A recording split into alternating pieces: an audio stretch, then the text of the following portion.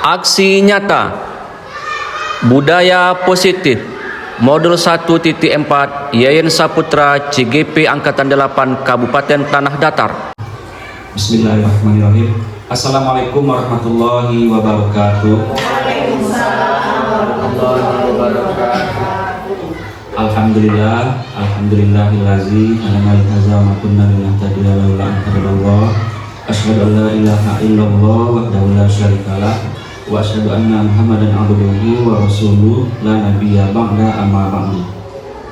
Yang sama-sama kita hormati Ibu Kepala UPT SDN 06 Padang Ganting, yang sama-sama kita hormati Bapak dan Ibu Majelis Guru UPT SDN 06 Padang Ganting dan tenaga kependidikan. Bersyukur kita kepada Allah karena hari ini kita telah dapat berkumpul kembali di ruangan kelas SD kita ini guna mengikuti acara yaitunya presentasi aksi nyata budaya positif modul 1.4 dari saya selaku CGP Angkatan 8 Kabupaten Tanah Datar. Semoga kegiatan kita hari ini diberkahi oleh Allah, hendaknya amin amin ya rabbal alamin. Selanjutnya selawat dan salam kita mohonkan kepada Allah agar disampaikan kepada Nabi besar Muhammad sallallahu alaihi wasallam dengan mengucapkan Allahumma sholli ala sayyidina Muhammad wa ali sayyidina Muhammad. Semoga di hari akhir nanti kita mendapatkan syafaat darinya, amin amin ya rabbal alamin. Baiklah Bapak dan Ibu, pertama sekali izinkan kami mengucapkan terima kasih kepada kita semua karena Bapak dan Ibu telah memberikan kesempatan kepada kami dan meluangkan waktu untuk bersama-sama mengikuti kegiatan kita ini. Jadi terima kasih ini rasanya tidak terkira sekali karena pada pertemuan sebelumnya kami juga telah mengucapkan terima kasih.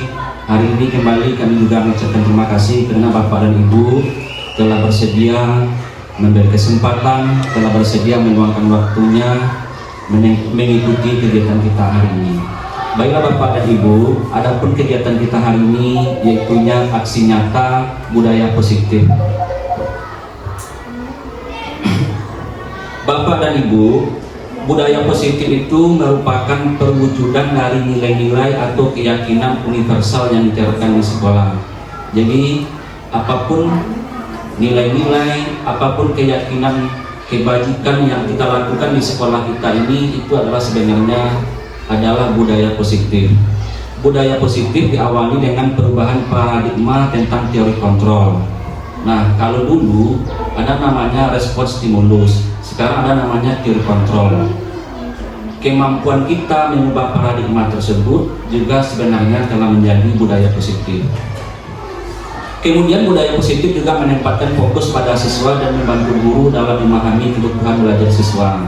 Nah, budaya positif ini diharapkan nantinya bagaimana budaya positif itu bisa menempatkan fokus kita kepada siswa dan membantu kita sebagai guru dalam memahami kebutuhan belajar siswa. Memang kalau kita lihat hari ini kebutuhan belajar siswa itu sangat banyak sekali. Nah, nanti kita akan juga memasuki materi tersebut. Selanjutnya disiplin positif. Di sini ada teori kontrol menurut ahli itunya Dr. William Glasser.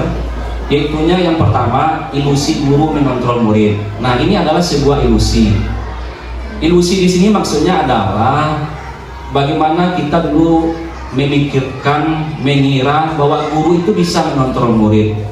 Nah, sebenarnya guru itu tidak bisa memaksa murid untuk berbuat sesuatu jikalau murid tersebut memilih untuk tidak melakukannya. Nah, ini menjadi menarik sekali. Ini adalah sebenarnya adalah sebuah ilusi, hanya anggapan, hanya prediksi atau prakira dari kita saja bahwa guru itu bisa mengontrol murid. Sebenarnya murid itu memiliki kewenangan atau hak untuk menolak. Jadi ini adalah sebuah ilusi. Walaupun tampaknya guru sedang mengontrol perilaku murid, hal demikian terjadi karena murid sedang mengizinkan dirinya dikontrol. Bagaimana kalau murid itu menolak untuk dikontrol? Nah, maka ini adalah sebuah ilusi. Ini menurut pendapat ahli Dr. William Glasser. Akan di sini menyampaikan. Yang kedua, ilusi bahwa semua penguatan positif efektif dan bermanfaat. Nah, ini juga sebuah ilusi bahwa penguatan positif itu efektif dan bermanfaat.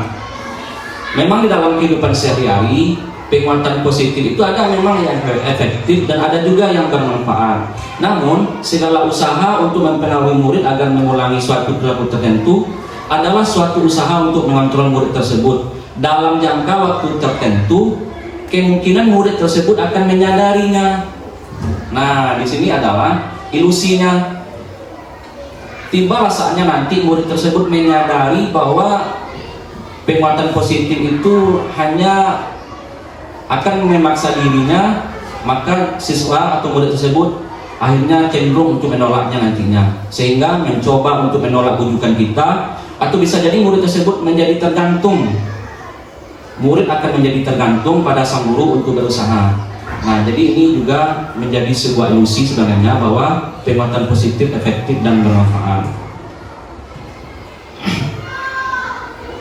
Selanjutnya yang disampaikan oleh ahli tadi, yang nomor 3 yaitunya ilusi bahwa kritik dan membuat orang merasa bersalah dapat menguatkan karakter.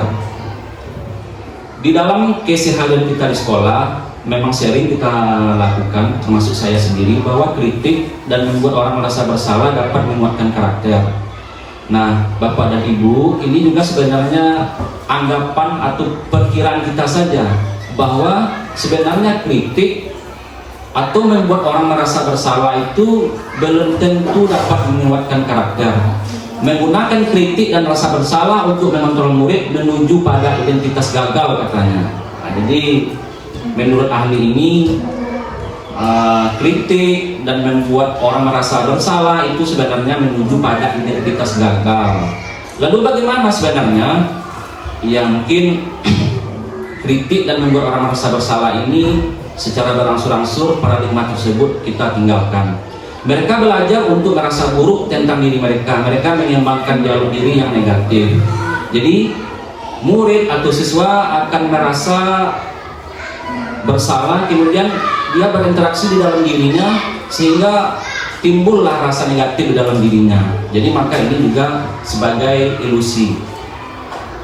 Selanjutnya Bapak dan Ibu, yang disampaikan oleh ahli tadi, yang nomor 4 yaitunya ilusi bahwa orang dewasa memiliki hak untuk memaksa. Bapak dan Ibu, banyak orang dewasa yang percaya bahwa mereka memiliki tanggung jawab untuk membuat murid-murid berbuat hal-hal tertentu. Apapun yang dilakukan dapat diterima selama ada sebuah kemajuan berdasarkan sebuah pengukuran kinerja. Pada saat itu pula orang dewasa akan menyadari bahwa perilaku memaksa tidak akan efektif untuk jangka waktu yang panjang dan sebuah hubungan permusuhan akan terbentuk. Bapak dan Ibu, di sini dapat kita tarik kesimpulan bahwa orang dewasa itu memiliki hak untuk memaksa itu juga sebenarnya adalah sebuah ilusi. Ilusi di sini maksudnya adalah bahwa sebenarnya kita memaksa murid sebenarnya adalah juga merupakan hal-hal negatif, karena apa yang dilakukan tersebut belum tentu berakibat positif kepada anak tersebut, apalagi dalam jangka waktu yang panjang. Kemudian Stephen pernah mengatakan, bila kita ingin membuat kemajuan perlahan, sedikit-sedikit ubahlah sikap atau perilaku Anda. Namun bila kita ingin memperbaiki cara-cara utama kita, maka kita perlu mengubah kerangka acuan kita. Ubahlah bagaimana Anda melihat dunia, bagaimana Anda berpikir tentang manusia. Ubahlah paradigma Anda, skema pemahaman dan penjelasan aspek-aspek tertentu tentang realitas. Jadi Bapak dan Ibu, maksudnya di sini, jika kita ingin melihat kemajuan atau membuat kemajuan perlahan, memang siapapun kita di sini memang ya perlu kita mengubah sikap atau perilaku kita sendiri. Namun bila kita ingin memperbaiki cara-cara utama kita, maka kita perlu mengubah kerangka acuan kita. Jadi berdasarkan pendapat ahli ini, memang kita perlu juga memperbaiki acuan yang menjadi acuan dalam hidup kita, apalagi di dalam dunia pendidikan ini. Bapak dan Ibu, seperti yang saya sampaikan tadi, Di dalam budaya positif itu adalah bagaimana kita mampu mengubah stimulus respon menjadi teori kontrol. Di sini ada beberapa macam aspek, yaitunya tentang stimulus respon dan teori kontrol. Yang pertama, realitas atau kebutuhan kita sama. Jika dulu kita menganggap kebutuhan kita itu sama, maka sebenarnya kalau menurut teori kontrol, sebenarnya kebutuhan kita itu berbeda. Jika dulu semua orang melihat hal yang sama, maka menurut teori kontrol, setiap orang itu memiliki gambaran berbeda. Jika dulu menurut stimulus respon, kita mencoba mengubah orang agar berpandangan sama dengan kita, sebenarnya menurut teori kontrol, kita berusaha memahami pandangan orang lain tentang dunia. Nah, paradigma tentang seperti ini memang sudah seharusnya kita tinggalkan, yaitu mengubah orang agar berpandangan sama dengan kita. Selanjutnya, perilaku buruk dilihat sebagai suatu kesalahan. Nah, menurut teori kontrol, setiap orang melakukan perilaku buruk memang ada tujuannya.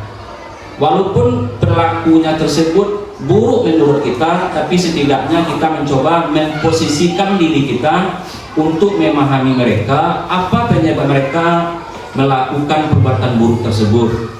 Nah, kemudian menurut stimulus respon ini yang berikutnya adalah orang lain bisa mengontrol saya.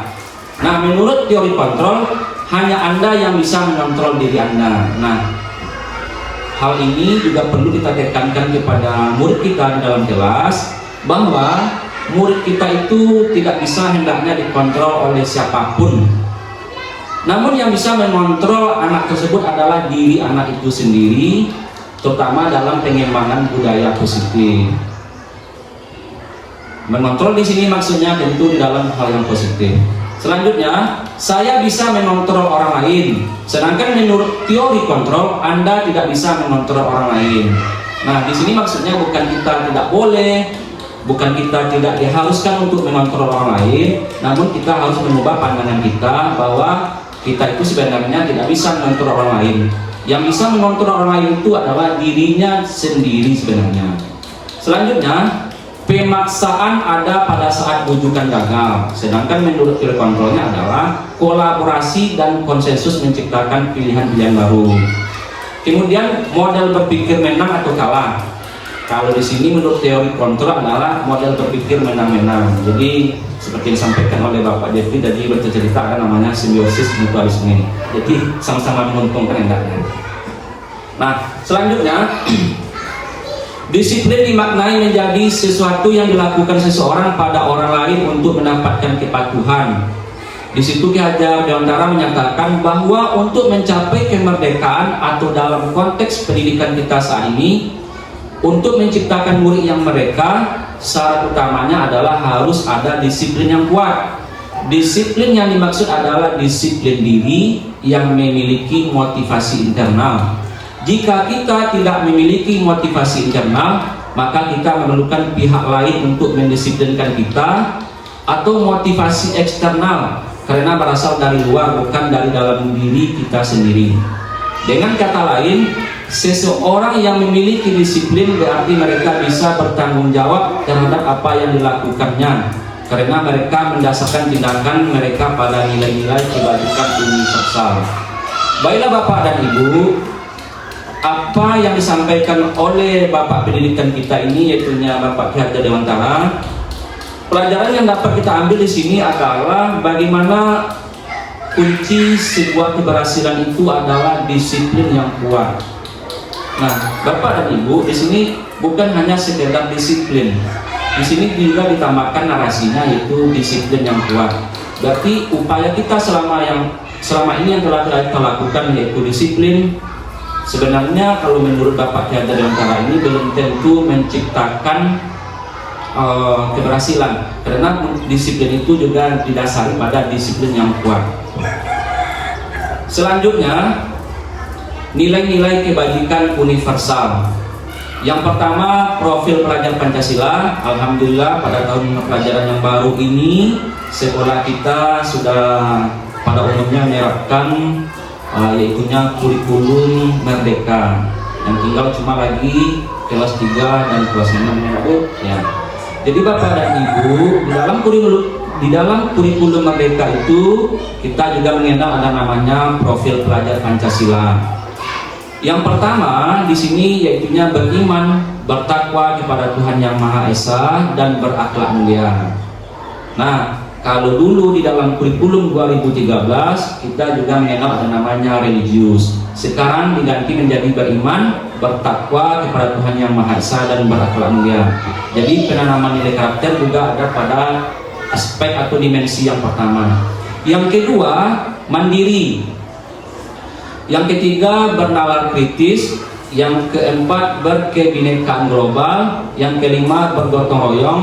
Dan yang terakhir, kreatif. Mungkin di antara 6 profil pelajar Pancasila ini memang ada sedikit kemiripan dengan kurikulum merdeka dulu, namun di sini juga ada penekanan itunya kepada berkebinekaan global. Jika dulu gotong royong ada, sekarang juga ada gotong royongnya. Nampaknya di sini yang menjadi acuannya juga ada berkebinekaan global. Bagaimana kita bisa memandang bahwa perbedaan secara umum itu tetap menyatukan kita pada suatu tujuan dalam pendidikan kita. Bapak dan Ibu, selanjutnya nilai-nilai kebajikan universal. Nilai-nilai kebajikan universal di sini dapat kita lihat pada sikap murid kita. Bagaimana? Yang pertamanya adalah toleransi. Alhamdulillah hingga hari ini mengenai sifat toleransi, sikap toleransi di sekolah kita dan di daerah kita mengenai sikap toleransi ini tidak ada yang menjadi hambatan rasanya di sekolah kita ini. Apalagi kita di sekolah kita ini hanya terdiri dari satu keyakinan, yaitunya agama Islam. Jadi sikap murid yang mengenai toleransi ini tidak perlu lagi rasanya menjadi hambatan berikutnya. Berikutnya ada rasa hormat. Ini perlu juga kita tekankan kepada murid kita, apalagi rasa hormat ini juga berkaitan dengan norma-norma yang ada di daerah kita, yaitu Minangkabau. Bagaimana murid itu memandang, berkata, bertindak, bersikap kepada orang dewasa, kepada orang yang sebaya dengan mereka, kepada orang yang kecil, kepada guru dan lain-lainnya. Kalau kita di Minangkabau ada mengenal namanya Katuran Ampir. Kemudian integritas. Integritas di sini sikap murid. Memang kalau hari ini integritas ini kita juga bisa belum mengukurnya, karena integritas ini juga menyangkut mengenai bagaimana murid kita itu memandang negara kita ini, negara kesatuan kita ini. Kemudian mandiri. Mandiri di sini kita juga perlu menerapkan nilai-nilai kebajikan universal tentang mandiri ini. Kita lihat hari ini, apalagi kami selaku kelas 4, masih banyak nyatanya siswa kelas 4 itu yang memang masih belum mandiri nampaknya. Masih ada terus yang ditanyakannya. Padahal pertanyaan-pertanyaannya itu kalau kita nilai bisa lah sebenarnya disikapinya dengan dirinya sendiri. Namun entah karena manja, ya seperti itulah kebutuhan belajar murid kita. Jadi hal ini tentu kita sikapi juga dengan baik. Kemudian menghargai, antusias, empati, keingintahuan, kreativitas, kerjasama, percaya diri, dan komitmen. Bapak dan Ibu, selanjutnya 9 pilar karakter Indonesia. Yang pertama, cinta Tuhan dan segenap ciptaannya, kemandirian dan tanggung jawab, kejujuran, amanah, diplomatis, hormat dan santun, dermawan, suka menolong, dan gotong royong. Nah, Bapak dan Ibu, suka menolong ini hari ini kalau kita lihat dimanapun lah kita berada, bukan hanya di sekolah kita ini, budaya suka menolong ini perlu rasanya kembali kita tingkatkan. Apakah suka menolong itu antar sesama murid, atau murid dengan guru, atau murid dengan yang lainnya? Jadi rasanya perlulah kita nilai atau kita gali kembali bagaimana upaya kita untuk menguatkan suka menolong ini di dalam kehidupan sehari-hari. Karena kita lihat hari ini murid kita itu memang cenderung malas tangan atau malas bergerak nampaknya untuk suka menolong. Walaupun sebenarnya masih banyak juga murid kita di antara tersebut masih ada rasa suka menolong tersebut. Belum dipanggil lagi, murid tersebut sudah menawarkan dirinya untuk menolong kita. Alhamdulillah, memang sebagian juga ada yang enggan untuk menolong tersebut. Kemudian percaya diri, kreatif dan bekerja keras, kepemimpinan dan keadilan, baik dan rendah hati, toleransi, kedamaian dan kesatuan. Selanjutnya keterampilan hidup. Bapak dan Ibu, keterampilan hidup di sini kalau berdasarkan pendapat ahli tadi bukan hanya untuk murid saja, tapi untuk kita semua. Yang pertama, dapat dipercaya. Bagaimana kita menerapkan pada diri kita sendiri bahwa kita hendaknya memang bisa dipercaya oleh orang lain. Kemudian lurus hati di sini kita maksud di sini adalah bagaimana kita meluruskan niat kita untuk melakukan hal-hal yang positif tersebut. Selanjutnya pendengar yang aktif. Nah, Bapak dan Ibu, ternyata pendengar yang aktif itu juga termasuk dalam keterampilan hidup. Jika kita aktif untuk mendengar, maka juga ini menjadi keterampilan hidup. Nyatanya memang demikian.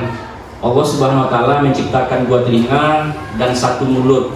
Jadi intinya di sini memang kita banyak-banyak untuk mendengarkan orang lain. Daripada kita berbicara, memang lebih banyak untuk mendengarkan orang lain. Pendengar yang aktif, kemudian tidak merendahkan orang lain, memberikan yang terbaik dari diri. Nah, ini mungkin memang tidak asing lagi bagi kita, Bapak dan Ibu, memang sudah matang di dalam keterampilan hidup ini.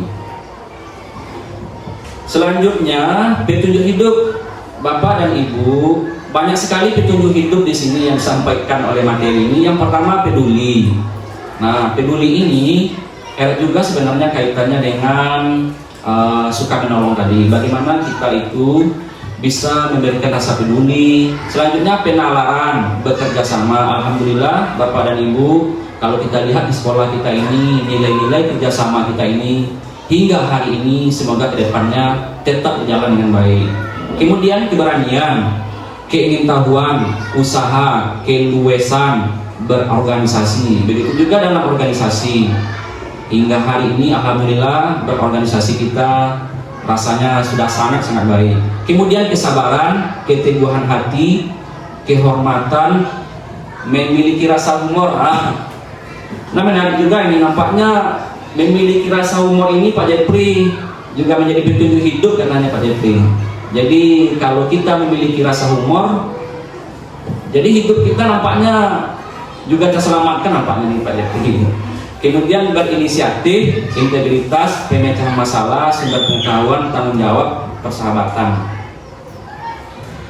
Kemudian ada 7 kebaikan yang penting. Yang pertama, empati, suara hati, kontrol diri, rasa hormat, kebaikan, toleransi, keadilan. Nah, 7 kebaikan ini, kebajikan universal ini rasanya juga tidak asing sudah tidak asing lagi bagi kita, Bapak dan Ibu, rasanya memang sudah matang dalam penerapannya. Bapak dan Ibu, kita masuk materi yang kedua. Materi ini memang sangat panjang, ada sekitar 6 materi. Yang tadi pertama mengenai budaya positif. Kita masuk yang kedua lagi, yaitunya teori motivasi, hukuman dan penghargaan, kemudian restitusi. Bapak dan Ibu, kita masuk yang pertama dulu, yaitunya motivasi perilaku manusia. Sebenarnya manusia melakukan, mengikuti kegiatan, motivasinya sangat banyak sekali. Yang pertama di sini katanya motivasi manusia itu biasanya untuk menghindari ketidaknyamanan atau hukuman. Bapak dan Ibu, jika seandainya motivasi kita untuk melakukan kegiatan, motivasi kita mengikuti kegiatan, motivasi kita disiplin ke sekolah, jika untuk menghindari ketidaknyamanan atau hukuman, kalau menurut teori ini, kalau saya dengar kemarin, ini adalah motivasi manusia yang paling rendah katanya. Jadi mudah-mudahan motivasi kita berbuat kebajikan di sini hendaknya memang untuk tidak menghindari kenyamanan atau hukuman. Jadi manusia itu memang kebanyakan seperti itu katanya. Yang kedua, motivasi perilaku manusia itu adalah untuk mendapatkan imbalan atau penghargaan dari orang lain. Nah, Bapak dan Ibu, sebenarnya nomor 1 ini juga hampir mirip dengan nomor 2. Jika yang nomor 1 takut karena hukuman, yang nomor 2 ini karena mengharapkan imbalan atau penghargaan dari orang lain. Yang nomor 3, yaitunya untuk menjadi orang yang mereka inginkan dan menghargai diri sendiri dengan nilai-nilai yang mereka percaya. Bapak dan Ibu, inilah motivasi terbaik menurut teori motivasi ini. Jika seseorang melakukan kegiatan, jika seseorang mengikuti kegiatan untuk ingin menghargai diri sendiri dengan nilai-nilai yang mereka percaya, nilai-nilai kebajikan mereka percaya, maka ini adalah sebaik-baik umat dalam motivasi ini. Selanjutnya, hukuman dan penghargaan. Di sini ada identitas gagal dan identitas sukses katanya. Kemudian ada kolomnya hukuman, ada kolomnya konsekuensi, dan ada juga kolomnya restitusi. Ini menyangkut di dalam keseharian kita di sekolah. Kalau menurut hukuman, sesuatu yang menyakitkan harus terjadi. Memang kita lihat kalau kita memberi hukuman kepada anak, memang sesuatu yang menyakitkan sebenarnya terjadi pada anak tersebut. Berbeda dengan konsekuensi. Nah, kalau menurut teori ini, bahwa hukuman itu tidak ada lagi. Yang ada itu adalah konsekuensi dan restitusi. Jadi kita di sini diminta bagaimana kita itu bisa mengubah dari hukuman menjadi konsekuensi. Sesuatu yang menyakitkan harus terjadi, sedangkan menurut konsekuensinya sesuatu harus terjadi. Misalkan anak murid siswa kita tidak membuat PR, kita beri hukumannya membersihkan WC. Jadi itu sebenarnya sudah masuk kepada hukuman. Seharusnya di sini kita bisa mengubah hukuman tersebut menjadi konsekuensi. Apa konsekuensinya jika anak tidak membuat PR? Ya, bisa jadi anak tersebut diluangkan waktu istirahatnya untuk mengerjakan tugas tersebut.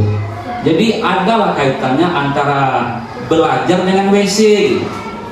Jika anak tidak membuat tugas, tidak ada hubungannya sama sekali dengan WC atau toilet tersebut. Jadi di sini kita memang diminta apa konsekuensinya tersebut. Bisa jadi anak tersebut jika tidak mengerjakan tugas, tidak membuat PR, maka konsekuensinya adalah anak tersebut meluangkan waktunya untuk membuat tugas tersebut. Jadi selama ini memang yang sering kita lakukan adalah jika tidak membuat PR, anak tersebut membersihkan WC. Alhamdulillah memang sebenarnya kalau membersihkan WC tidak ada sekolah kita ini. Biasanya memang ada yang membersihkan sampah di lapangan, membersihkan taman, seperti itu. Nah, sebenarnya ini tidak ada kaitan belajar dengan membersihkan taman. Yang ada kaitan belajar itu adalah anak tersebut bisa meluangkan waktunya untuk mengejar ketertinggalan tugas tersebut. Nah, selanjutnya tidak nyaman untuk murid.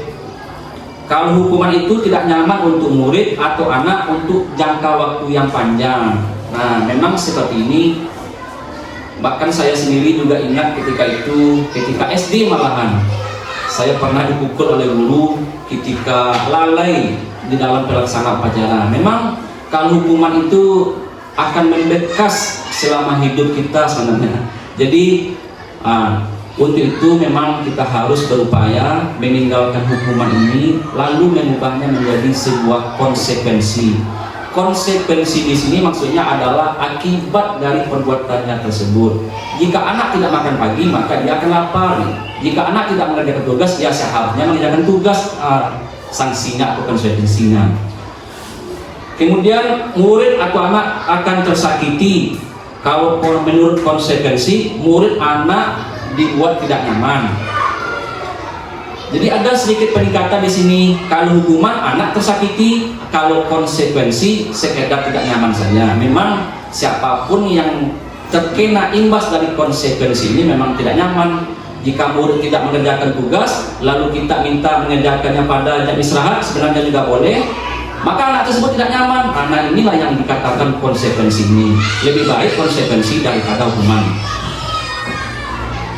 Kemudian kalau menurut hukuman, perilaku pasif agresif meningkat.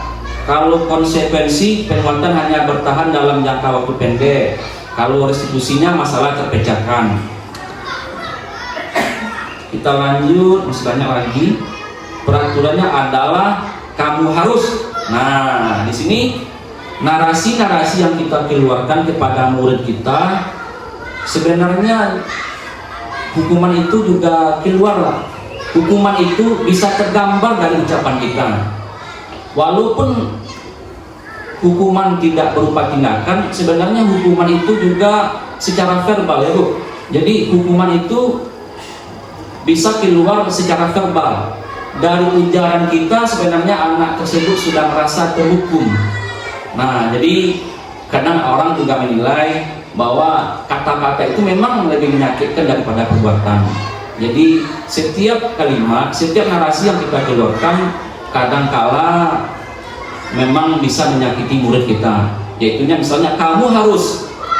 Kalau kamu harus di sini, orang ini atau materi ini sedang melompokkan itu adalah sebuah hukuman. Kalau menurut konsekuensinya, nah, diubahnya di sini. Apa peraturannya? Mampukah kamu melakukannya? Terima kasih. Nah, jadi di sini kita dituntut bagaimana kita bisa mengubah hukuman tersebut menjadi konsekuensi. Kemudian hukuman tersebut akan menjadikan murid anak membenci peraturan. Yang berikutnya konsekuensinya murid atau anak menghormati peraturan. Kemudian ada lagi negatif, netral, positif. Kalau negatifnya, awas kalau dilakukan lagi ya, nanti awas kamu. Kalau yang netral, lakukan apa yang saya katakan. Nah, kalau itu yang keluar dari mulut kita, sebenarnya kita sudah berada pada posisi netral. Lalu apa yang positifnya? Apakah hal ini yang sesungguhnya kamu ingin lakukan? Nah, jadi Bapak dan Ibu, kita bisa membedakannya di sini mana yang kiranya ujaran kita yang menjurus mengarah kepada hal negatif, dan mana pula ujaran kita yang menjurus pada posisi netral, dan mana pula ucapan kita itu yang kiranya berada pada posisi positif. Baiklah Bapak dan Ibu, selanjutnya kita masuk yaitunya keyakinan kelas. Materi yang ketiga, materinya ada 6, kita masuk lagi yang ketiga yaitunya keyakinan kelas. Bapak dan Ibu, di awal tahun pelajaran baru ini, tahun 2023-2024 ini, idealnya masing-masing kelas sudah 3 minggu kita sekolah, masing-masing kelas sebenarnya sudah membuat keyakinan kelas. Keyakinan kelas ini sebenarnya kalau menurut kami bukan hanya untuk kurikulum merdeka, namun juga bisa diterapkan pada kurikulum 2013, yaitunya kelas 3 dan 6. Di sini kita lihat yaitunya prosedur pembentukan keyakinan kelas. Yang pertama, kita mempersilahkan murid-murid kita itu bercurah pendapat atau curhat tentang peraturan yang perlu disepakati di dalam kelas. Bapak dan Ibu dapat meminta siswanya atau muridnya kira-kira apa yang perlu, apa peraturan yang perlu kita terapkan di kelas kita ini. Nah, itu adalah poin pertamanya. Itu langkah pertama. Yang kedua, mencatat semua masukan-masukan murid di papan tulis, di mana semua murid tersebut bisa melihat hasil dari curah pendapat tersebut. Jadi Bapak dan Ibu, setelah kita minta pendapat murid kita tersebut, lalu kita tuangkan di tempat yang kiranya terbaca, kita pindahkan dulu di papan tulis. Selanjutnya langkah kita adalah susunlah keyakinan kelas sesuai prosedur pembentukan keyakinan sekolah. Susunlah keyakinan kelas menjadi sesuai prosedur pembentukan keyakinan kelas. Gantilah kalimat-kalimat dalam bentuk negatif menjadi positif. Contoh kalimat negatif misalnya jangan berlari di kelas atau koridor. Kalimat positifnya berjalanlah di kelas atau koridor. Misalnya kemarin anak kelas 4 misalnya mengusulkan jangan datang terlambat Pak. Nah, jadi kita hilangkan narasi jangannya ya Bu. Nah, kita hilangkan jangannya. Kita ajak menjadi positif. Kalau jangan terlambat berarti datang tepat waktu, ya Bu. Jadi copet tiba Pak. Jadi itu masalah Pak. Jadi begitu caranya Bapak dan Ibu. Memang sebenarnya Bapak dan Ibu sudah menyerahkan ini. Selanjutnya, tinjau kembali daftar curah pendapat yang sudah dicatat. Anda mungkin akan mendapati bahwa pernyataan yang tertulis di sana masih banyak yang berupa peraturan-peraturan. Selanjutnya, ajak warga kelas untuk menemukan nilai-nilai kebajikan atau keyakinan yang dituju dari peraturan tersebut. Contoh, berjalan di kelas, dengarkan guru, datang tepat waktu, dan lain-lain.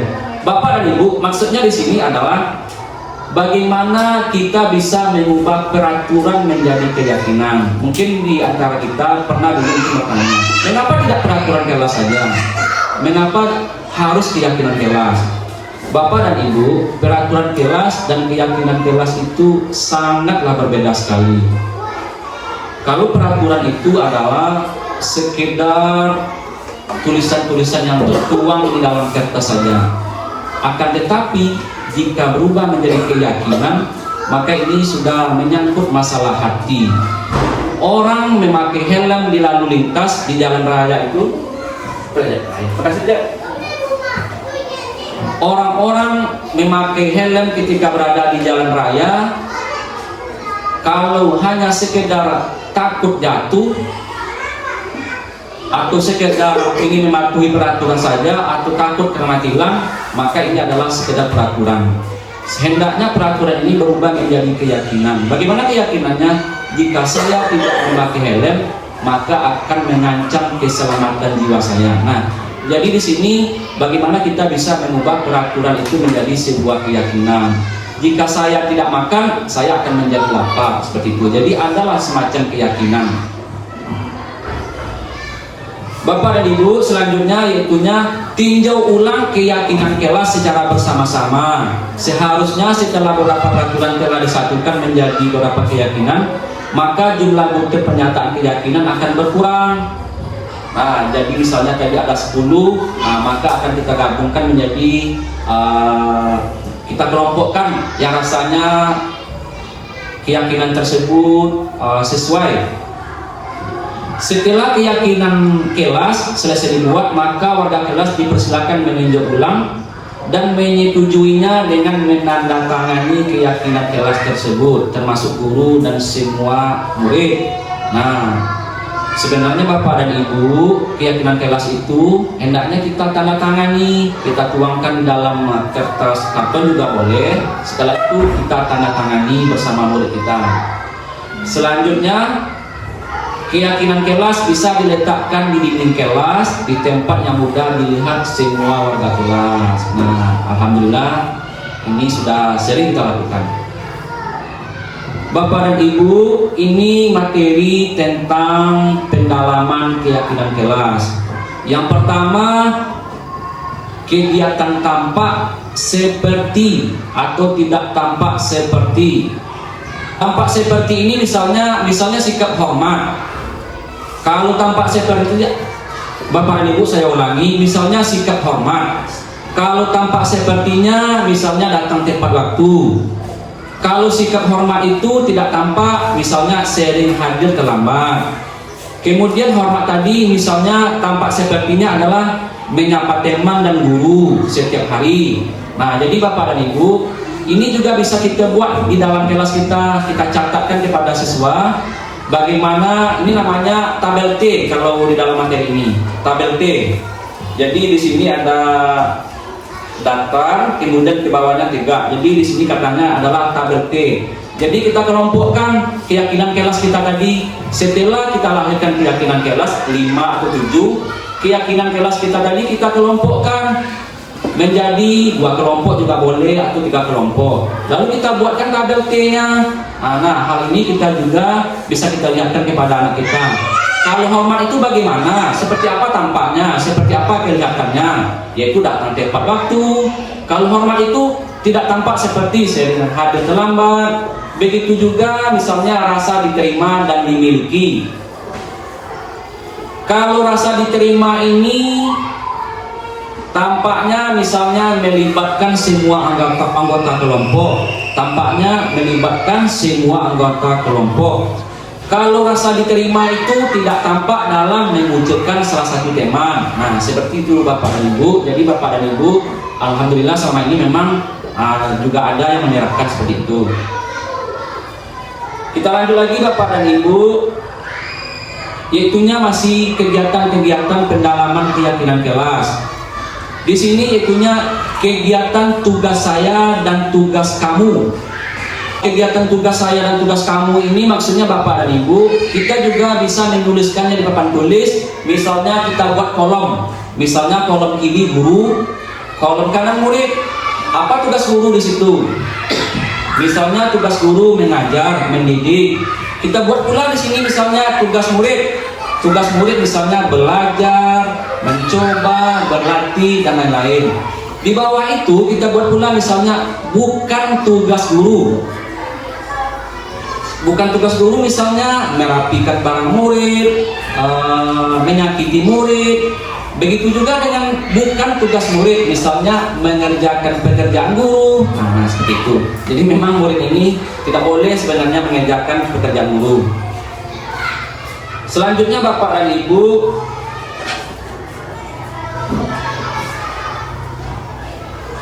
ini rupanya tugas guru tadi. Guru tugasnya, murid tugasnya.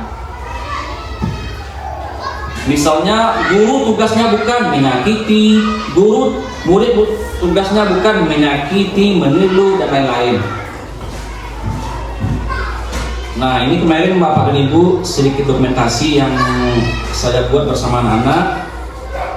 Ini keyakinan kelasnya. Yang pertama, siswa tersebut mengemukakan berdasarkan jurnal pendapatnya ada 5 peraturan. Yang sebelah kiri itu Bapak Ibu itu baru peraturan, memang judulnya keyakinan kelas, ada 5. Kemudian yang sebelah kanannya itu mengubah kalimat negatif menjadi kalimat positifnya. Nomor 1 misalnya tidak terlambat datang ke sekolah, lalu diubah menjadi positif, datang ke sekolah tepat waktu. Kemudian tidak mengganggu teman belajar, tidak mengganggu teman belajar, diubah menjadi positif, yaitu misalnya belajar dengan sungguh-sungguh. Kemudian murid tersebut juga menyampaikan idenya, yaitu tidak membuang sampah sembarangan, lalu diubah menjadi positif, yaitu buanglah sampah pada tempatnya dan lain-lain Bapak dan Ibu. Kemudian ini ada namanya tabel Y. Kalau tadi ada nama tabel T, ini namanya tabel Y, berbentuk huruf Y. Nah, Bapak dan Ibu, perilaku tersebut dapat terlihat, dapat terdengar. Misalnya tersenyum ramah, terlihatnya, terdengarnya seperti itu. Nah, kemarin juga saya sudah membuatkan pada murid tersebut, ini adalah tugas guru, ini adalah tugas murid. Kalau guru ini bukan tugasnya, kalau murid juga ini bukan tugasnya, seperti itu Bapak Ibu. Misalnya menyakiti, mengeluh, merusak barang orang lain. Nah, Bapak dan Ibu, ini kebutuhan dasar manusia dan dunia berkualitas. Bapak dan Ibu, kita tonton dulu ada tayangan YouTube mengenai kebutuhan dasar manusia ini.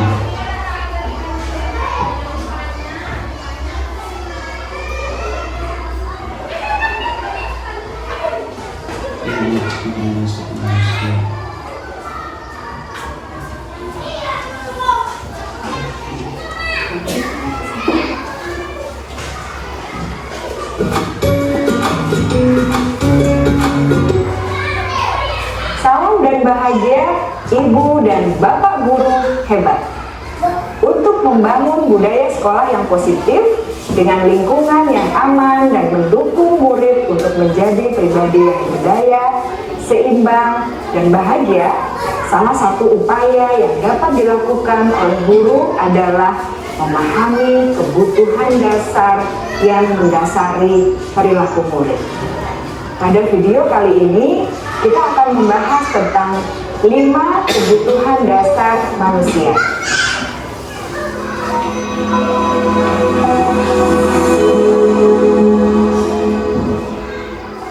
Ki Hajar Dewantara dalam salah satu kutipannya menyatakan, kita ambil contoh perbandingannya dengan hidup tumbuh-tumbuhan. Seorang petani dalam hakikatnya sama kewajibannya dengan seorang pendidik yang menanam padi misalnya. Hanya dapat menuntun tumbuhnya padi. Ia dapat memperbaiki kondisi tanah, memelihara tanaman padi, memberi pupuk dan air, membasmi ulat-ulat atau jamur-jamur yang mengganggu hidup tanaman padi, dan lain sebagainya. Ketika guru memahami kebutuhan apa yang mendasari perilaku murid, dan guru berusaha menuntun dan mendukung murid dalam memenuhi kebutuhannya secara positif, pada hakikatnya guru tersebut ibarat seorang petani yang sedang berusaha memahami kebutuhan masing-masing tanaman, dan ia berusaha memenuhi kebutuhan tanaman tersebut agar dapat tumbuh dengan subur dan maksimal. Dr. William Glasser, seorang psikiater dari Amerika Serikat, menyatakan bahwa seluruh tindakan manusia memiliki tujuan tertentu, yaitu memenuhi kebutuhan dasarnya. Ketika kelima kebutuhan dasar telah terpenuhi secara memadai, maka murid akan tumbuh dengan seimbang dan bahagia. Sebaliknya, jika kebutuhan dasar tidak terpenuhi dengan baik, maka seseorang akan mengalami emosi negatif seperti bosan, sedih, dan kecewa. Bahkan mereka dapat melakukan perbuatan yang bertentangan dengan nilai-nilai kebajikan atau melanggar peraturan. Dengan kata lain, perilaku buruk seseorang biasanya adalah respons dari kebutuhan yang tidak terpenuhi. Namun, mereka tidak tahu cara untuk menyampaikannya. Ada 5 kebutuhan dasar manusia menurut Dr. William Glasser, yaitu yang pertama, kebutuhan untuk bertahan hidup atau survival. Yang kedua, kebutuhan untuk merasa diterima atau love and belonging. Yang ketiga, kebutuhan akan kebebasan atau freedom. Yang keempat, kebutuhan akan kesenangan atau fun. Dan yang kelima, kebutuhan akan penguasaan atau power.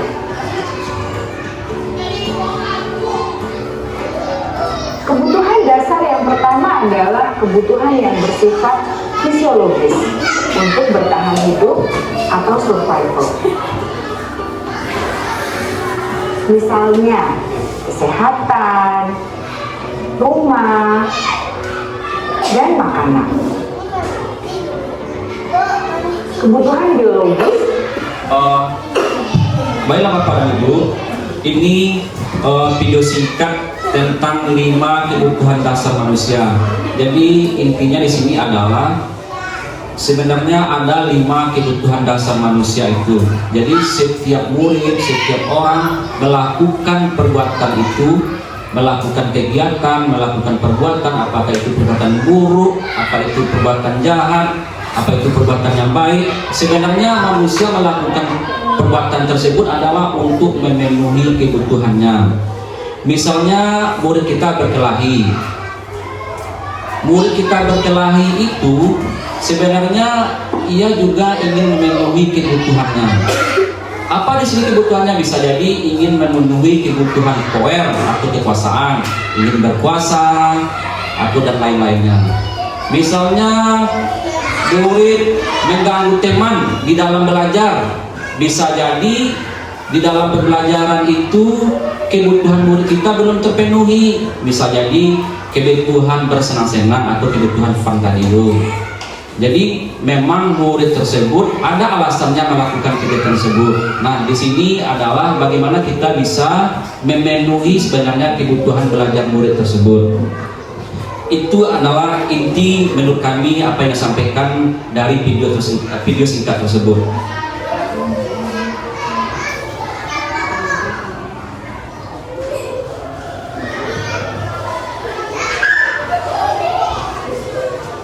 Bapak dan Ibu, kalau berkenan Bapak dan Ibu, di sini ada sedikit refleksi untuk diri kita bersama. Jika ada pena, jika ada kertas, silakan tulis, buat lingkaran besar di dalam kertas tersebut. Lalu ada pertanyaan-pertanyaan.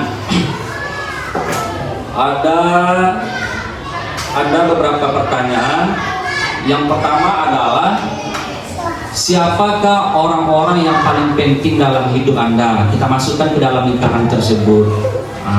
Mohon Bapak dan Ibu, ini ingin melihat bagaimana kira-kira kita mengisi kebutuhan tadi, lalu mengubahnya menjadi kebutuhan-kebutuhan tadi, lalu kita realisasikan menjadi dunia yang berkualitas dalam hidup kita. Mohon Bapak dan Ibu, jika ada pena, jika ada kertas, tolong tulis, buat lingkaran besar. Lalu ada pertanyaan, siapakah orang-orang yang paling penting dalam hidup Anda? Kita buat di situ, misalnya siapa? Paling penting berarti. Iya, yang paling penting Bu. Iya, oke Bu, satu orang juga boleh Bu. Lebih dari satu boleh? Lebih dari satu juga boleh. Karena ini juga menyangkut masalah kebutuhan tadi Bu. Kemudian juga ada kaitannya dengan dunia berkualitas. Yang nomor 2 pertanyaannya, nilai-nilai kebajikan apa yang terpenting dalam hidup Anda? Tadi Bapak dan Ibu, kita juga sama-sama melihat dan menyaksikan bahwa sangat banyak sekali nilai-nilai kebajikan. Tadi ada petunjuk hidup, ada pedoman hidup, banyak sekali. Tadi ada rasa jujur, simpati, toleransi, bahkan tadi petunjuk hidup ada memiliki rasa humor. Jadi di sini Bapak dan Ibu, nilai-nilai kebajikan apa yang terpenting dalam hidup Anda? Selanjutnya, kalau Anda menjadi orang yang ideal, karakter atau sifat apa yang Anda paling inginkan ada pada diri Anda? Jadi Bapak dan Ibu, kalau kita ingin menjadi orang yang ideal, kira-kira sifat apa yang perlu ada dalam diri kita? Ini hanya sekedar merefleksi bagaimana kebutuhan hidup kita, bagaimana dunia berkualitas yang ada dalam diri kita, Bapak dan Ibu semuanya. Selanjutnya, Bapak dan Ibu, walaupun profesi kita hari ini adalah sebagai guru, apa pekerjaan ideal bagi Anda? Dulunya seperti apa? Bagaimana idealnya dulu? Nah, sekarang bagaimana pula? Apakah masih sama atau juga berbeda? Atau sudah berbeda? Selanjutnya, kalau yang berikutnya yaitu ceritakan bagian perjalanan hidup Anda di mana Anda merasa itulah titik puncak hidup Anda. Kalau lingkarannya besar tadi, bolehlah cerita singkat sedikit, agak satu kalimat. Kira-kira pernah atau tidak kita merasakan titik puncak hidup kita hingga hari ini? Kira-kira apakah, di manakah titik puncak yang pernah kita rasakan? Hanya sekedar mengingat masa lalu Bapak dan Ibu semuanya. Selanjutnya, apa yang paling bermakna dalam hidup Anda? Kalau yang nomor 1 tadi, siapakah? Kalau yang terakhir ini, apa yang paling bermakna? Jadi kalau nomor 1 tadi siapakah, tapi isinya adalah orang-orang. Terima kasih Bapak dan Ibu sudah menuangkan pikirannya pada kertas tersebut.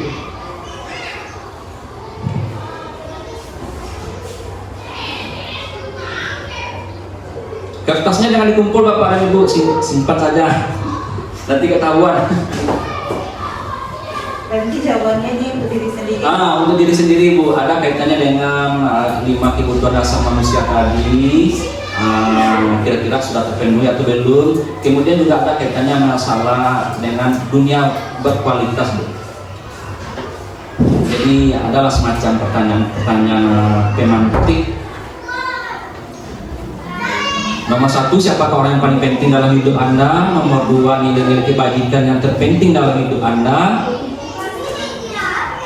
Nomor 3, yang paling diinginkan ada pada diri Anda. Kalau paling diinginkan nampaknya di sini belum ada, tapi diinginkan, ya Bu. Nah, nampaknya Bu Seli.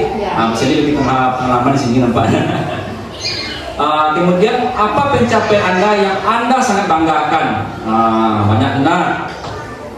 Apa pekerjaan ideal bagi Anda? Ceritakan bagian perjalanan hidup Anda di mana Anda merasa itulah titik puncak hidup Anda. Mudah-mudahan ada lagi titik puncak-puncak berikutnya. Amin.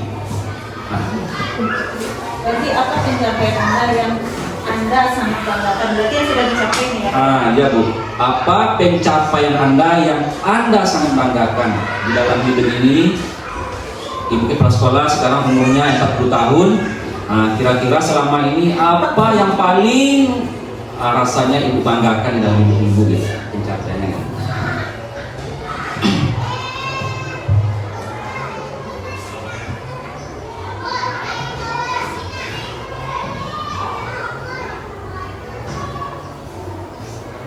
Ceritakan bagian perjalanan hidup Anda di mana Anda merasa itulah titik puncak hidup Anda hingga hari ini. Mudah-mudahan masih banyak puncak-puncak berikutnya, puncak-puncak kehidupan yang akan kita raih. Amin. Amin ya Rabbal Alamin. Sudah Bapak dan Ibu? Sudah ya? Sudah, Pak. Alhamdulillah. Sekarang kita lanjut. Materi yang kelima, alhamdulillah sedikit lagi Bapak dan Ibu, karena ada 6 materi, yaitunya restitusi 5 posisi kontrol. Bapak dan Ibu, untuk materi ini kita akan menyaksikan tayangan video, yaitu mengenai segitiga restitusi. Salam dan bahagia Ibu dan Bapak guru hebat. Pada video kali ini kita akan membahas tentang salah satu program disiplin positif yang diterapkan di lingkungan sekolah yang dikenal dengan nama restitusi.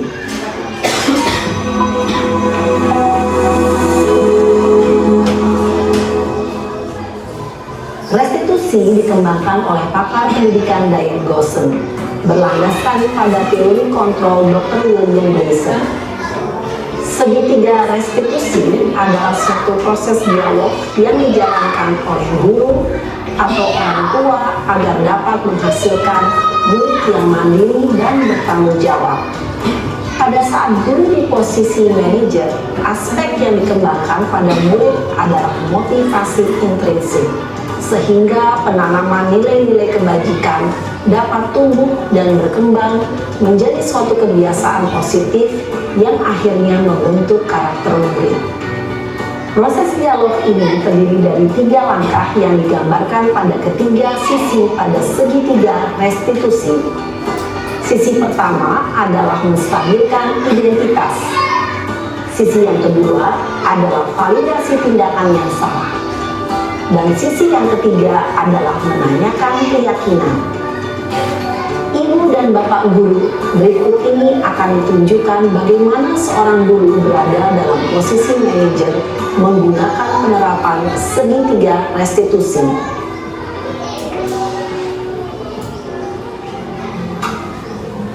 Jadi Bapak Ibu ini segitiga restitusi. Yang Sarah, Iya Pak. sudah lama nggak ketemu Sarah? Kenapa hari ini ada di sini? Kesel Pak, kesel banget. Masa aku dikatain tukang fitnah Pak? Ya aku marah lah. Aku balik ngatain Eka di depan kelas. Kesel banget. Oh begitu. Ya pasti kamu marah dan kesal. Jadi Bu Seli ini masih menstabilkan identitas Nak. Jadi rupanya tadi siswa tadi masih dalam keadaan marah, datang dari luar, lalu guru di sini perannya adalah menenangkan ya Bu Seli, menenangkan murid tersebut terlebih dahulu atau menstabilkan identitas murid-murid. Bapak juga akan marah apabila ada yang menuduh Bapak seperti itu. Kemudian pada saat itu kamu mau melakukan apa? Ya saya langsung ngatain Eka lah Pak. Kesel banget. Saya bentak-bentak dia depan teman-teman lain. Oh begitu. Pasti kamu melakukan seperti itu karena suatu alasan tertentu, bukan? Iyalah, masa saya diam saja Pak? Ya saya bela diri lah. Masa saya dituduh tukang fitnah? Ya wajar lah. Mempertahankan harga diri itu sesuatu yang penting buat kamu. Untung kamu tidak bertindak lebih gegabah lagi, hanya membentak-bentak. Iya Pak. Untung saya masih bersabar dan hanya membentak saja. Sudah gemes padahal. Saya pasti bela diri lah. Ya pasti ya. Tapi kamu memilih untuk tetap bertahan dan bersabar. Kamu memilih untuk tidak berbuat lebih parah lagi, bukan? Iya. Nah, sekarang coba kita lihat lagi tindakan kamu yang bentak-bentak Eka di kelas. Tindakan kamu itu kira-kira sesuai dengan keyakinan kelas atau prinsip kamu tidak? Enggak lah Pak. Capek Pak jadi pemarah.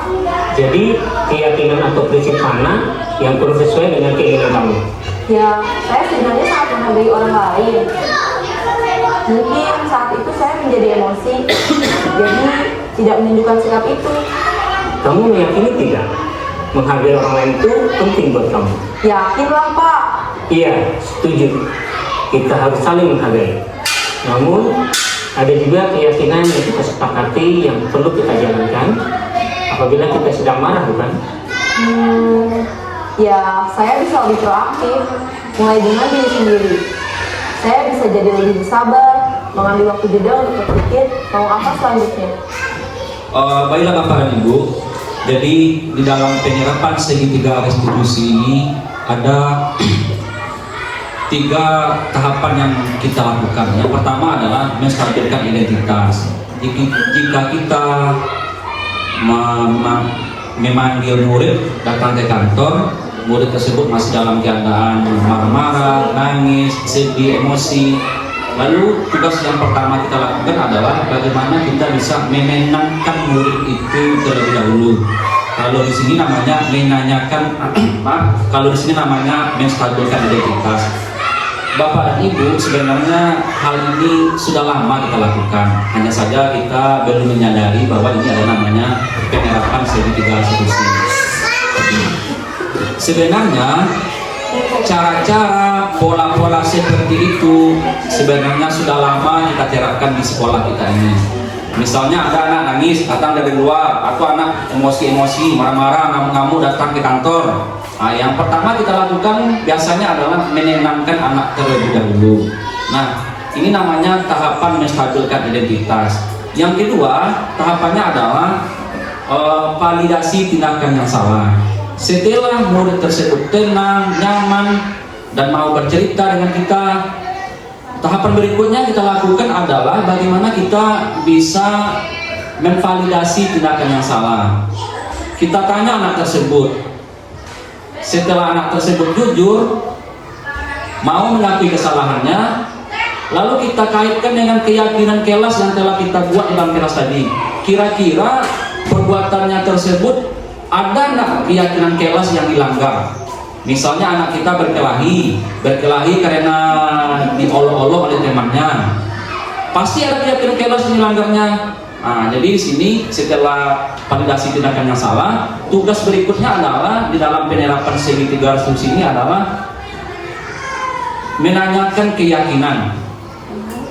Jika anak tersebut sudah sadar, sudah yakin bahwa ia telah melanggar keyakinan kelasnya, lalu kita arahkan bagaimana sebaiknya jika anak tersebut mengalami masalah yang sama atau masalah yang berbeda dengan orang lain.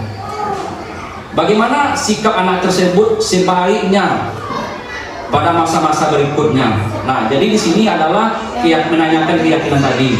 Setelah kita tanyakan keyakinan, setelah anak tersebut sadar akan kesalahannya, sadar akan keyakinan kelas yang dilanggarnya, lalu kita tanyakan pula, kita berikan solusi pada anak tersebut. Jadi seperti itulah Bapak dan Ibu mengenai penerapan segitiga restitusi ini. Kemarin saya juga sudah mencobakan melakukan penerapan segitiga restitusi ini dalam memenuhi tugas demonstrasi kontekstual. Ada juga saya rekam skenarionya, saya ambil anaknya 2 orang. Yang pertama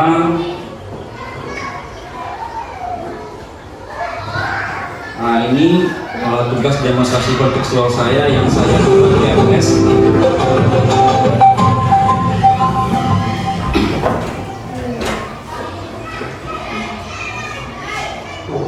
Demonstrasi kontekstual, penerapan segitiga restitusi, modul 1.4 budaya positif oleh Yayan Saputra CGP Angkatan 8 Kabupaten Tanah Datar.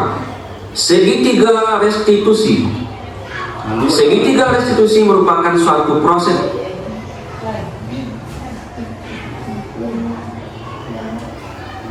murid akan diberi pertanyaan-pertanyaan bermakna. Jadi Bapak dan Ibu, tahapan yang pertama memang menstabilkan identitas. Ini cuma skenario dalam pemenuhan tugas demonstrasi kontekstual modul 1 yang pertama. Kita lanjut Bapak dan Ibu, masih ada lagi tayang videonya, yaitunya 5 posisi kontrol. Ini nampaknya tayang terakhir menjelang kita tutup.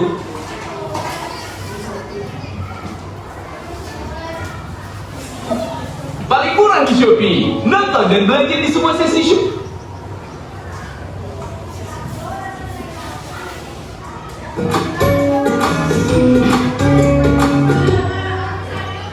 Salam bahagia Ibu dan Bapak guru hebat.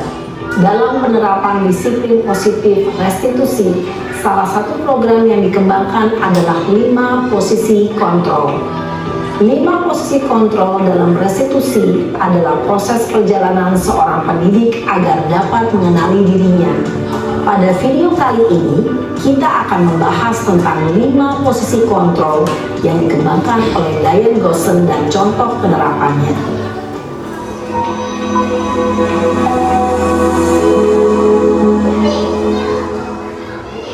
5 posisi kontrol itu adalah 1. Posisi penghukum, 2. Posisi pembuat merasa bersalah, 3. Posisi teman, 4. Posisi pemantau atau monitor, dan 5. Posisi manajer. Untuk lebih memahami kelima posisi tersebut, mari kita saksikan kasus Naren yang terlambat hadir 20 menit di sekolah dan melihat bagaimana kelima posisi kontrol dalam menghadapi masalah tersebut. Jadi ini yang pertama, posisi untuk guru berperan sebagai penghukum sehingga paling buruk.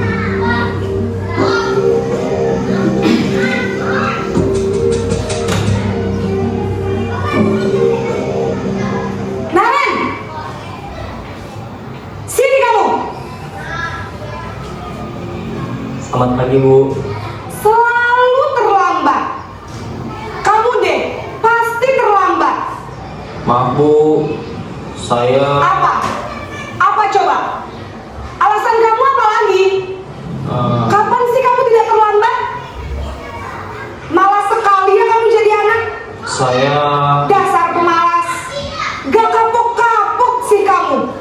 Sudah berapa kali terlambat? Sana, kamu keliling lapangan basket 2 kali. kenapa saya harus ke lapangan basket Bu? Kenapa? Kamu melawan ibu. Berani-beraninya jawab. Sudah terlambat, masih berani jawab pula. Sekarang, keliling lapangan basket 5 kali sekalian. Biar kapok. Cepat. Pergi sana ke lapangan basket. Posisi penghukum biasanya berbicara dengan nada tinggi, menghardik, menunjuk-nunjuk, menyakiti, dan menyindir. Hukuman bisa berupa fisik maupun psikis. Ibu dan Bapak guru hebat, dampak yang terjadi. Jadi Bapak dan Ibu, menarik sekali nak. Tadi ada katanya hukuman itu bisa fisik, bisa verbal. Nyatanya memang seperti itu. Nyatanya memang ada anak kita itu merasa terhukum oleh kata-kata yang kita ucapkan. Lanjut. terjadi pada murid ketika guru berada pada posisi penghukum adalah murid cenderung akan memberontak, bahkan menyimpan dendam.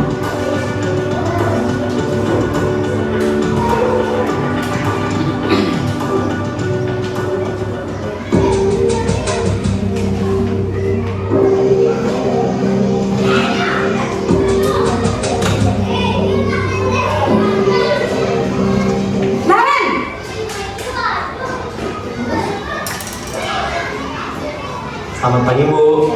Naren, kamu kenapa terlambat lagi, nak? Ya Tuhan, Naren, kamu senang ya bikin ibu susah ya? Kalau kamu terlambat lagi. Jadi Bapak dan Ibu, kalau posisi berbuat bersalah ini, jadi ibu gurunya di sini memposisikan dirinya supaya anaknya merasa bersalah dengan nada-nada, dengan kalimat-kalimat yang kiranya bisa membuat anak itu merasa bersalah. Misalnya, kamu mau ya ibu kena tegur oleh kepala sekolah, kamu mau ya ibu kena marah, seperti itu. Kamu mau ya ibu terlibat masalah terus. Jadi sehingga anak tersebut merasa bersalah. Nanti ibu yang ditegur bapak kepala sekolah, nak. Disangka ibu tidak bisa membina kamu. Duh, gimana ini? Maaf, Bu. Duh, Gusti Naren, kamu suka ya kalau ibu ditegur bapak kepala sekolah? Terus, sekarang ibu harus tulis apa ya di buku absen? Ini kamu sudah sering terlambat loh. Ibu harus apa coba? Maaf, Bu. Maaf sekali. Ya sudah, lain kali jangan bikin ibu susah lagi ya nak ya. Ibu tidak akan kuat lagi kalau kamu begini terus. Bisa jantungan kalau ibu ditegur bapak kepala sekolah. Sana cepat ke kelas. Maaf ya, Bu. Maaf sekali. Posisi pembuat rasa bersalah berbicara dengan nada tenang, cenderung lembut.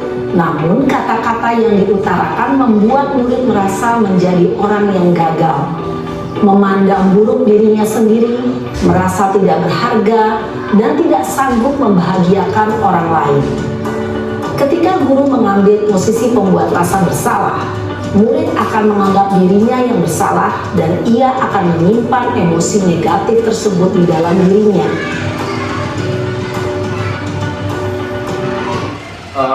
Bapak dan Ibu, pernah juga saya baca di dalam LMS ini, posisi berbuat merasa bersalah itu walaupun letaknya nomor 2 dari nomor 1 dan dari penghukum, di dalam LMS pernah saya baca bahwa posisi berbuat merasa bersalah itu lebih bahaya akibatnya daripada posisi penghukum. Karena di sini anak tersebut merasa bersalah, bisa jadi nantinya anak tersebut bisa membunuh diri, menyakiti diri, bahkan ada kejadian-kejadian yang lebih buruk dari itu, menyiksa diri. Jadi emosinya tidak terlepaskan sehingga ia merasa gagal pada dirinya. Jadi posisi pembuat merasa bersalah ini katanya lebih buruk daripada posisi penghukum tadi.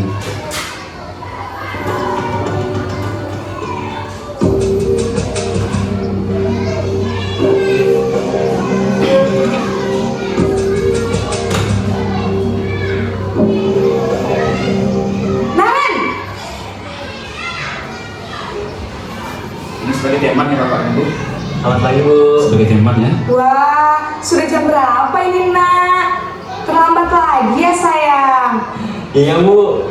Habis ibu saya lupa bangunkan saya, Bu. Kamu malah menyalahkan ibu kamu. Kamu bukannya anak yang larinya paling kencang. Kok terlambat sih? Iya, Bu. Saya memang terlambat bangun tadi. Jadi biarpun saya lari kencang, tetap gak terkejar, Bu. Ya sudah sana. Nanti lain kali larinya lebih kencang lagi ya. Biar gak terlambat lagi. Bikin senang ibu. Demi ibu. Bisa kan? Bisa lah, Bu. Ya sudah sana masuk kelas. Ibu beresin urusan absen kamu. Kamu ini ada-ada saja. Dalam posisi teman, guru berbicara dengan nada suara ramah, akrab, cenderung bersenda gurau untuk menjaga suasana tetap santai. murid akan merasa senang, aman, dan akrab dengan guru. Identitas yang tercipta adalah identitas sukses atau berhasil. Namun, perlu diingat, karena ini masih dorongan eksternal, maka ada faktor ketergantungan dari murid kepada orang tertentu. Di sini guru absennya, sehingga di lain waktu murid bisa berperilaku baik, namun hanya kepada orang-orang tertentu saja. Jadi Bapak dan Ibu, posisi teman ini sebenarnya saya sendiri Bapak dan Ibu sering malahan melakukan posisi teman ini, apalagi kemarin dipercaya mengampu kelas 6. Sering melakukan posisi teman ini. Karena mungkin anak-anak ini sudah mulai beranjak pada masa-masa peralihan, jadi anak-anak tersebut seringlah diposisikan sebagai posisi teman ini. Nyatanya memang seperti itu kejadiannya Bapak dan Ibu. Akhirnya bagaimana yang terjadi? Yang terjadi adalah ketika guru lain meminta anak tersebut untuk melakukan sesuatu, anak tersebut cenderung untuk menolaknya. Nah, seperti itulah akibatnya Bapak dan Ibu. Memang seringlah kita lakukan posisi teman ini, sehingga murid itu menjadi ketergantungan pada kita. Apabila guru lain yang menyuruh atau minta tolong, minta bantuan, maka murid tersebut tidak mau lagi jika tidak guru kelas yang mengampunya.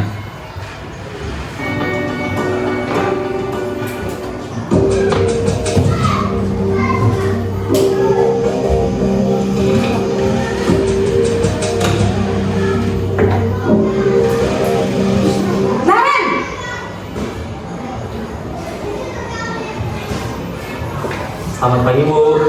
Naren, apa peraturan sekolah kita tentang jam berapa kita harus masuk sekolah, Nak? Kita harus di sekolah jam 7, Bu.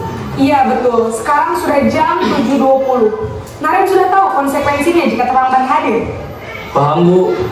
Saya harus tinggal kelas pas jam istirahat selama 20 menit. Iya benar, konsekuensinya demikian. Jadi nanti jam 9.30 pas istirahat, kamu harus tinggal di kelas, kerjakan tugas tambahan untuk ketertinggalan kamu, ya? Baik, Bu. Posisi pemantau mengandalkan penghitungan atau data untuk mengontrol murid.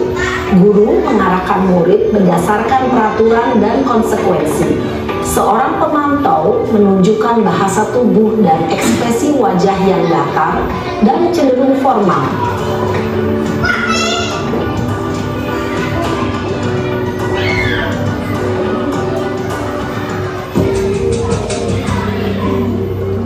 Nah, ini adalah posisi terakhir yang paling ideal, paling bagus.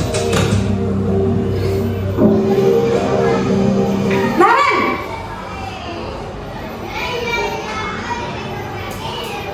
Selamat pagi, Bu. Selamat pagi, Naren. Maaf, Bu. Saya terlambat.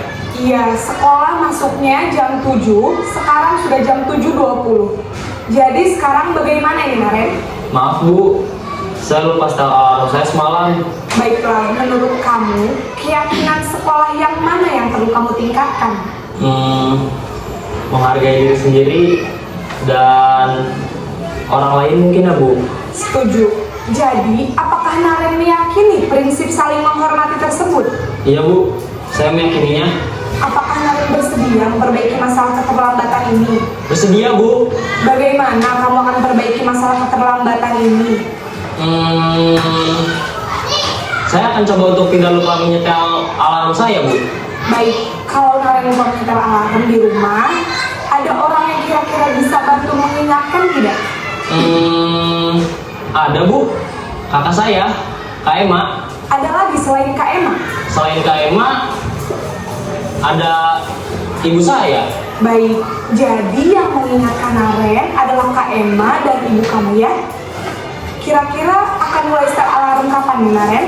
Setelah pulang sekolah, akan segera saya lakukan.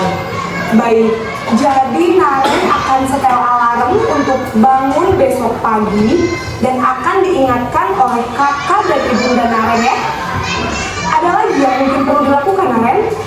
Agar tidak terlambat bangun Tidak ada, Bu. Baik, Naren. Terima kasih untuk kerjasama kamu. Sekarang kamu perlu kembali ke kelas untuk belajar.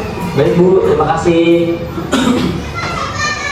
Posisi manajer adalah posisi kontrol yang disarankan untuk membimbing murid memiliki sikap disiplin yang positif, yaitu murid yang mandiri, bertanggung jawab, dan dapat memecahkan masalah. Tujuan dari posisi ini adalah agar murid dapat berefleksi atas tindakannya.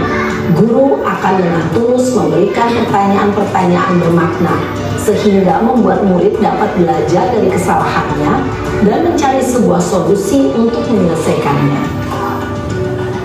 Ibu dan Bapak guru hebat, setelah mengamati adegan kelima posisi kontrol tadi, kira-kira posisi mana yang paling ideal? Posisi mana yang dapat menunjang motivasi intrinsik murid? Ya, tentu posisi manajer. Posisi ini memang posisi ideal yang ingin dituju setiap pendidik. Pada posisi inilah, guru dapat menerapkan disiplin positif yang berpihak pada murid, yang memerdekakan murid. Perjalanan seorang pendidik tentunya tidak mudah untuk sampai pada posisi seorang manajer. Namun, tujuan kita pasti, yaitu menciptakan murid-murid yang mandiri, merdeka, dan bertanggung jawab. Semoga penggambaran 5 posisi kontrol yang telah diperlihatkan ini dapat menjadi ajang refleksi bagi kita semua, agar dapat terus mengasah dan menerapkan disiplin positif yang memerdekakan murid. Mari terus berlatih dan bersemangat. Selamat menerapkan. Salam dan bahagia, Ibu dan Bapak guru hebat.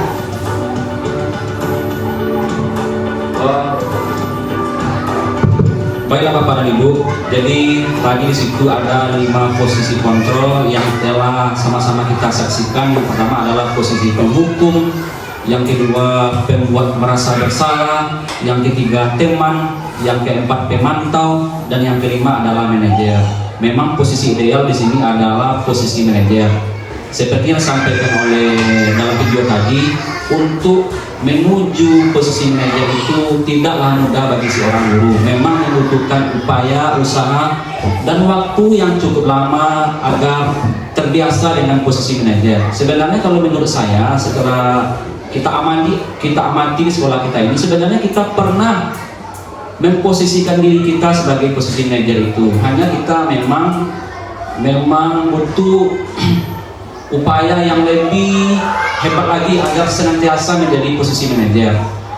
Kita pernah menjadi posisi penghukum, pembuat merasa bersalah, kita juga pernah menjadi posisi sebagai teman, juga pernah menjadi pemantau. Sebenarnya hal ini juga bisa kita terapkan di rumah. Saya secara pribadi memang kalau di rumah itu, para anak kecil itu memang sering malahan pembuat merasa bersalah malahan Bu. Karena anak memang umurnya 5 tahun, belum patut rasanya dihukum. Kalau hari ini memang rasanya pembuat merasa bersalah yang sering Bu. Jadi nyatanya itulah akibat dampak dari pembuat merasa bersalah tersebut. Ya karena saya merasa untuk hari ini pembuat merasa bersalah yang sering saya lakukan. Tapi nyatanya pembuat merasa bersalah itu malahan lebih buruk daripada posisi penghukum. Nah jadi untuk itu memang kita perlu mengupayakan diri kita masing-masing bagaimana kita bisa selalu menjadi posisi manajer.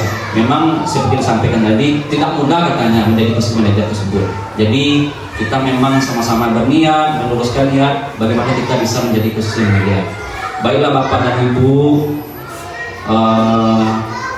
tibalah kita di penghujung acara dalam penyampaian presentasi budaya positif ini. Mungkin hanya itu yang dapat kami sampaikan, saya sampaikan pada kesempatan ini. Terima kasih sekali lagi saya ucapkan kepada Bapak dan Ibu semuanya, terutama kepada kepala sekolah yang telah memberi izin, yang telah memberi kesempatan. Begitu juga kepada teman-teman semuanya yang telah meluangkan waktu bekerja sama di dalam penyuksesan kegiatan saya ini. Terima kasih Bapak dan Ibu. Saya sudahi dengan wabillahi taufiq wal hidayah. Wassalamualaikum warahmatullahi wabarakatuh. Itu juga dari kami Pak atas ilmunya yang sangat bermanfaat, yang mudah-mudahan nanti bisa kita